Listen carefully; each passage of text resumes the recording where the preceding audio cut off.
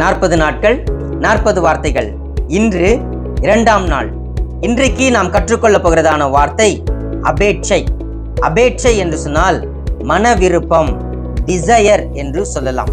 தேவனுடைய பிள்ளைகளே, இஸ்ரவேல் ஜனங்கள் தங்களுக்கு ஒரு ராஜா வேண்டும் என்று சொல்லி சவுலை தெரிந்து கொள்ளும் பொழுது அபேட்சையாக தங்களுடைய விருப்பத்தை அவர்கள் வெளிப்படுத்தினார்கள். இதே வார்த்தையை நீதிமொழிகளில 10ஆம் அதிகாரம் 28வது வசனத்துல நீதிமான்களின் நம்பிக்கை மகிழ்ச்சி ஆகும், துன்மார்க்கருடைய அபேட்சையோ அழியும் என்று வாசிக்க முடியும்.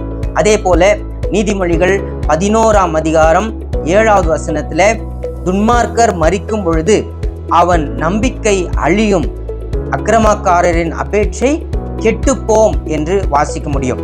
நம்முடைய மன விருப்பம் ஆண்டவருடைய மன விருப்பத்தோடு இசைந்ததா இருக்கும் என்று சொன்னால் அது நமக்கு மிகுந்த ஆசீர்வாதமாக இருக்கும். நம்முடைய வாழ்க்கையில நம்முடைய அபேட்சை கர்த்தருடைய அபேட்சைக்கு ஒத்ததாக உகந்ததாக இருக்க ஆண்டவர் நமக்கு உதவி செய்வாராக. ஆமென்.